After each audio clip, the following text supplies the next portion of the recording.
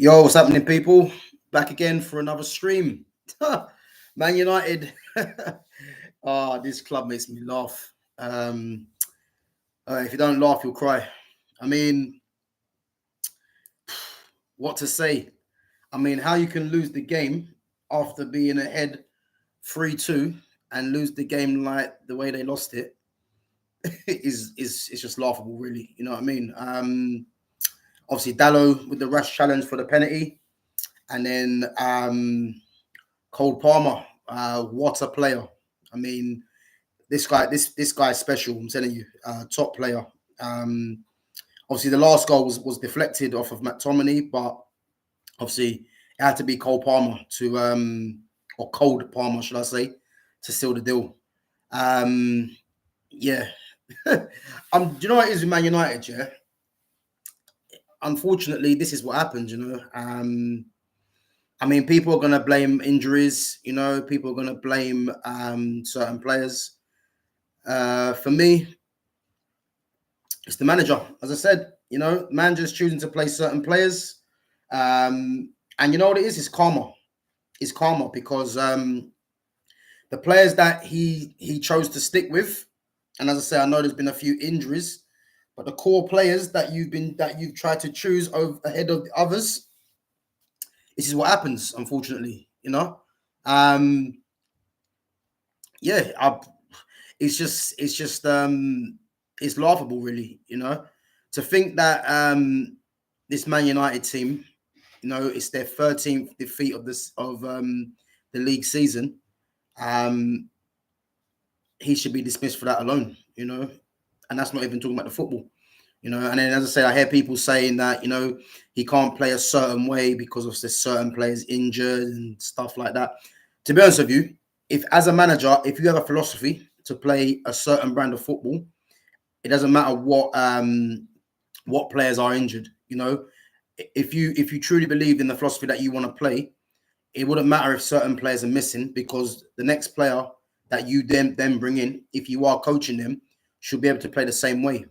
So that excuse don't really wash with me, to be honest with you. The fact of the matter is, as everyone knows, or the majority of people know, the manager's come in and he's changed the style of play to suit certain players, and these certain players ain't good enough, unfortunately.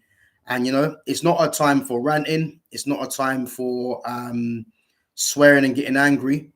And unfortunately, it's the reality. And I think the best thing now for Man United is to move this manager on as soon as possible, as I've been mentioning. And certain players 100% need to be moved on. Or if they can't move them on, make them bench options, unfortunately. Yeah. But it's just funny, I mean, on the other side, you have Cole Palmer, and you have who they're trying to hail, Garnacho. Now, I know Garnacho got 2 goals, but his general performance was poor. The 2 goals don't fool me. Too many times his touch is off. He's running it out of play. And what makes me laugh as well, if you check what he does, yeah, and I think this is why people are looking at Garnacho as him having a good game. Yeah. If you check what he does, when he gets the ball, he tries to run on the outside. Yeah.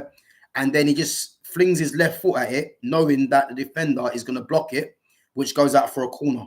He does that all the time. And I think people that look at him and like his intent will think that he's doing something good. But really, all he's doing really is just a basic thing of a winger, going down the outside on his weaker foot, and the defender's blocking it. But at the end of the day, the ball ain't going to be good because it's on his weaker side and the defender's blocking it. Whereas in that position, I'd rather see someone try and play a 1-2, try and commit the defender and get a crossing. But if you check what he does all the time, he just hits it against the defender and goes out for a corner. Whereas if you look at someone like Cole Palmer, obviously Cole Palmer is just a pure technician. His football brain for a 21-year-old is actually quite scary. And what is telling as well is that it shows you the work that's been done in the academy at Man City to have Phil Foden and Cole Palmer. Obviously, he's now at Chelsea, scoring back-to-back hat tricks, and it shows you the quality that's coming out of that youth system. You know, I believe Cole Palmer is every bit as good as Phil Foden, and he's younger. You know, and obviously Pep has made a massive mistake in letting Palmer go to Chelsea, which I believe deep down he'll be regretting. You know, but yeah, what a player. You know, I think that's as I say, stats for me I don't really go on, but with someone like Cole Palmer, because of his actual performances, the stats do back up what you're seeing. And I think it's 31 goal contributions for the season, and it's his first season at Chelsea. And imagine what he can be doing with better players around him, and a team that's actually battling for Champions League or league title. You know, but yeah, what a player. But Man United, yeah, as I said, to lose it in the way they did, 4-3, surely signals the end for the manager. I think the decision has already been made, in my opinion. I think Ineos will look at this and think, you know, the football he's playing isn't sustainable. You know, he's fallen out with multiple players, and I believe, yeah, he'll have to be moved on. I heard reports of Gareth Southgate. Gareth Southgate ain't going to come to Man United. Man United are not going to go and get Omar Barada, yeah, to then bring in Gareth Southgate. You know, it's just speculation. I believe the two front runners for me are Roberto De Zerbi, and I've got a sneaky feeling, which I don't believe anyway, but I'm gonna say it. I've got a feeling for Zidane. I think Ineos might want to make a statement, and you know, shock the world. That's what I believe. You know, it's obviously a bit of an ambitious one with Zidane, but for sure, I think Roberto De Zerbi has to be in the frame. You know, so I don't believe Gareth Southgate. You know, but yeah, so just getting on to the player performances. Andre Onana in goal. I mean, any keeper that concedes 4 goals has to be under scrutiny. You know, it's never a good game for a goalkeeper conceding 4 goals. I thought, obviously, from the floor, there's no issue there with him. If I'm looking at the goals in general, well, 2 penalties. It's a lottery really with the penalties. The deflection he couldn't do nothing about off of McTominay, and then Conor Gallagher's goal for the first one. To be fair, how close Gallagher was to goal, and obviously the shot power as well. It's going to be hard for Onana to try and get down and save that. But I thought, all in all, none of the goals were his fault. I thought he had a good solid game. And what's refreshing to see is that Onana's going from strength to strength. And the funny thing is now is that the rest of the team are actually letting him down. You know, whereas earlier in the season, it was probably the other way around. So he can kind of, like, you know, hold his head up high and think, you know what, he's come through the rough patch, and now it's up to the team to try and help him out, if anything. So yeah, good game from him. We go on to left back, Diogo Dalot. Dalot, for me, won't be getting any criticism. He's been arguably Man United's player of the season. What I would say for the penalty on Madueke, to be fair, Madueke did commit him and done well to go around the outside. And obviously, Dalot is a very passionate defender anyway. And I think Dalot just wanted to try and get back at him, and unfortunately clipped his heel, you know. Which, yeah, in hindsight, you should in that sense, you want to kind of rely on your goalkeeper to make a save, you know. But with Dalot, there's no going to be no blame attached to him because he's been very good this season. For the last goal, you can see what it was. It was a bit of rashness where he knew he made the mistake for giving the penalty away, and he wanted to kind of rectify that in trying to make up for it and try and be a creative force in the final third to try and help his team out. Unfortunately, he was out of position when he lost the ball, and that's what led to the attack, which ultimately led to the corner, from which how Cole Palmer was never picked up in the first place. Yeah. But yeah, I think for Dalot, he's not really too much blame attached to him. Good season for him, and yeah, obviously he has to just try and get over that, and then look forward to the next game, which is against Liverpool on Sunday.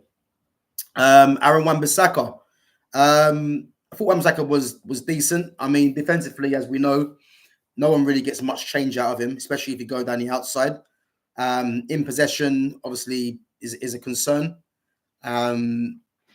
But yeah, I thought Wan-Bissaka was just okay. I thought the whole defense, to be fair, done well.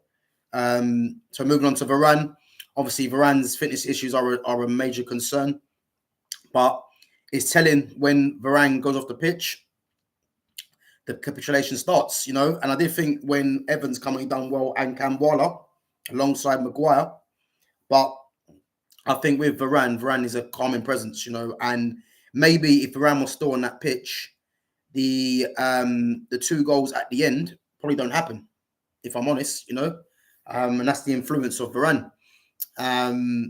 Maguire thought had a good game, to be fair. I think he got done by Nicholas Jackson in the first half. I think Jackson just toe poked it away from Maguire. But then he managed to get back along with Varane, and Varane cut it out for a corner. But apart from that, I didn't see much that Maguire done wrong. We all know Maguire's not a starting centre back. If the club do want to keep him, which I'd move him on, then obviously he's a third or fourth choice centre back to come in for cover. But I think because Maguire's a starter for England, and he'll see himself as better than that. I think if Ineos are being serious, then they move him on, or if not, he becomes the backup. But for me personally, no way he should be starting. But coming in and doing a job, it isn't as bad. But then, obviously, a lot of the times changing the way you play. So, for me personally, I'd move him on. But today's game played well. Moving on to midfield, Kobbie Mainoo, not one of Kobbie's better games. Obviously, on the ball, we know Kobbie Mainoo's quality. His quality is never in doubt. But for me, I think he's playing too many games at the moment for 18-year-old. And I think what happens now is that because he's that good and he's playing so many games, it's going to happen where he's going to have an average performance, and then you're going to get people saying, "Oh, he should be taken out the team, etc." But he's a player that should be coming in and out of the game. Starting one game here, on the bench, coming on, because the worst thing you want for him is burnout. But his consistent quality for me is always top level. Gets overrun just like any midfielder because of the way the team is set up. If you're a team that is not designed to keep the ball consistently, your midfield are going to get overrun. It doesn't matter who you are. If you're not keeping the ball, you're going to get overrun. It's obvious, And with the front 4 that he plays, and has been playing a front 5, not one of them players have ball retention. Yeah, the most ball retention player out of all them is Antony. But between Garnacho, Rashford, Højlund, Bruno, and McTominay, when they play, they don't have ball retention. So if you're a deep line midfielder like Kobbie or like Casemiro in there, you're going to be getting overrun because the team are not keeping the ball. But yeah, in total, I thought Kobbie Mainoo played well. Casemiro obviously just come out from injury, seemed a bit off the pace, but as I just mentioned, when you've got midfield and forwards breaking on you all the time, then it's going to look like that Casemiro's legs are gone, which it hasn't. It's just that there's a fundamental problem with the team, in terms of the setup. Casemiro for me is still a leader. He's the one player in that team that you can rely when the going gets tough. He's going to be there. As I said before, he's a multiple times Champions League winner. Experienced international, and he's a leader, and he knows what it means to be at a top club and win. And that needs to be filtered on to the team for next season. Definitely player to keep. But yeah, not one of his best games, but still done a job in there. Just hopefully better players come in, and he's not as exposed as he has been this season, in my opinion. Bruno Fernandes, I mean, he got the goal, good header, great ball from Dallo as well. But as I've said about Bruno Fernandes plenty of times, I'm not going to dwell too much on him. He's the captain of the club, and he's not good enough. It's as simple as that. Too many times in the big games, he goes missing. I think his ball retention in this game was actually better. So he did play a few hopeless long balls as he always does, but it wasn't as frequent as it was. But he ain't good enough. He's one of the major players that I keep saying needs to be moved on. Go and get me Florian Wirtz or Eze to play in that number 10, and you'll see the quality of the team go up.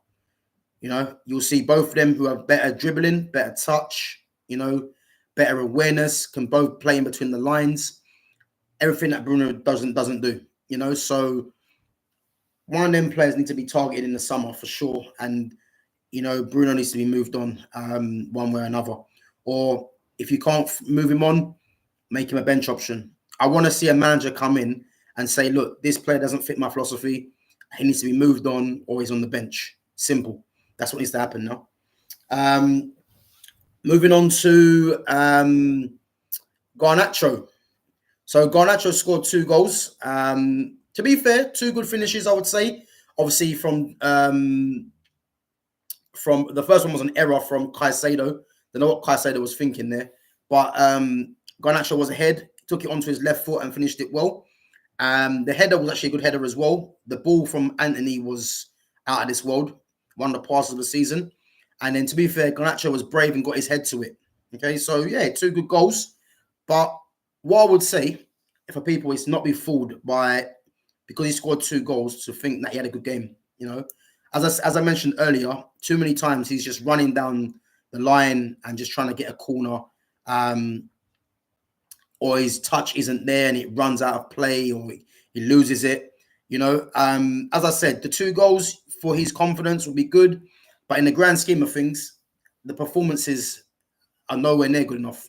And I think this is his 30th start of the season, which, to be fair, is criminal for a player of that level. There's no way he should be starting 30 games for Man United in the season, and it shows the problem that this manager is continuously picking the wrong players. But as I said, like, next season, I just want to see what Man United are going to do, because Man United have a massive problem on that left-hand side, because you've got 2 players in who are either fan favourites or the figureheads for the club in Rashford and Garnacho, and both of them are not good enough. Rashford's on the big money, Garnacho's on the big hype, yeah, and both are not good enough. And for me, Jadon Sancho needs to be brought back next season and be given that chance in the possession-based team, because he's the most possession-based player out of all 3 of them. And I want to see the club go in a different direction and do that. So for me, as soon as the season's done, I want to know what Ineos's plans are with Jadon Sancho. I believe he's coming back, and for me, he has to be made the main start on the left-hand side, and then either one of Rashford or Garnacho is either moved on, or becomes a bench option. It's as simple as that, But yeah, Garnacho got his 2 goals, but performance wasn't good at all. Antony, do you know what? I'll go as far as saying that was probably Antony's best game. I mean, the ball got to Garnacho for the goal was just a moment of just pure quality. And this is what you want to see more of Antony doing. I mean, the thing with Antony now is that Ahmad's there, and I'll touch on Ahmad in a minute.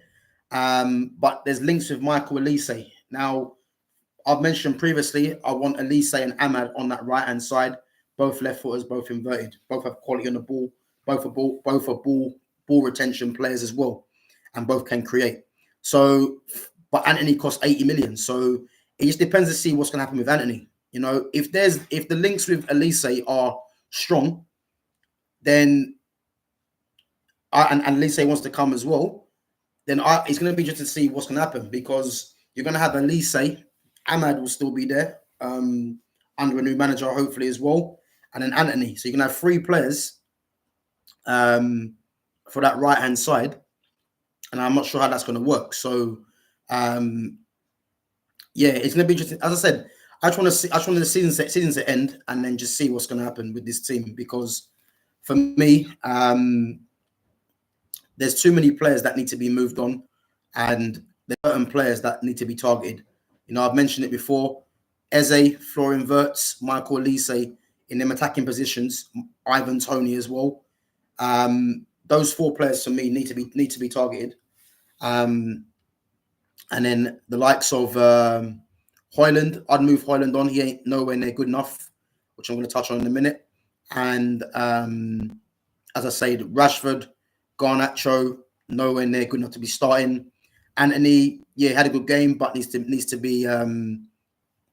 either be moved on or be made a bench option. But 80 million pounds, a bit of a steep one. So the club are going to obviously have to justify why he's playing. And then I mentioned it before with Bruno, but now you got Mason Mount who's back now as well, and you know that's another player that was spent a lot of money on. So it's going to be fine. It's going to be weird to see what's going to happen really in the summer. But Højlund, you know what? Let me tell you now, this guy is nowhere near good enough. I don't care about his age. Yeah. Funny thing as well is that you hear Nicholas Jackson. Nicholas Jackson's not good enough. Nicholas Jackson's only a year older than Rasmus Højlund, you know, and it's Jackson's first season in the Premiership, Højlund's first season. And if you want to go by the numbers, Nicholas Jackson's outperforming him by the numbers. Yeah. But you have you got one player that's labeled as a flop, another that's labeled as he's young and he's got potential. Yeah. The basics of the game, Nicholas Jackson can do better than Rasmus Højlund. Rasmus Højlund, yeah, and this is the honest truth. The reason Rasmus Højlund is liked by these Man United fans is because it's another passion merchant. He runs around, you know, he does when he scores, he tries to signal out to the fans.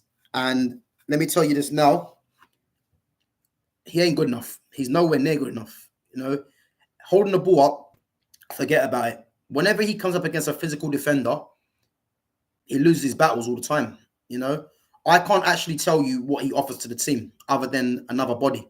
And then people will say, yeah, he runs around, but just because you're running around doesn't mean you're doing much. You know, running smart rather than just running for the sake of it. You know, he was absolutely poor in this game. He was even worse in the Brentford game. Yeah, and it's all right when he was on that scoring streak. People started saying, "Oh, look at what Rasmus is doing." Yeah, look at the amount of goals he's scoring it, games he's scoring in now. And then look what happens. Reality comes home to him. You know what I mean? For me, Man United need to bring back Martial.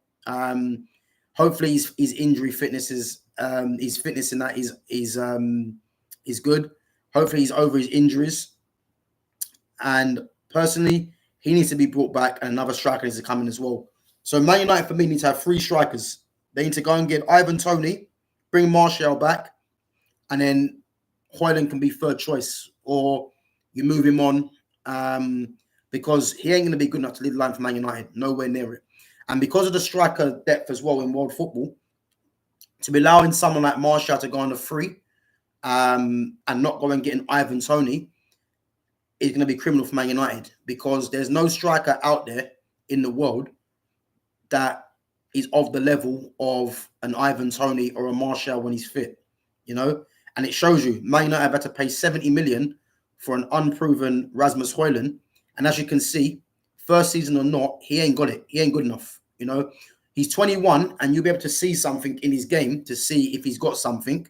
It looks like he's got the physical attributes, but that's going to mean nothing if you can't control the ball properly, if you can't link the play, you know.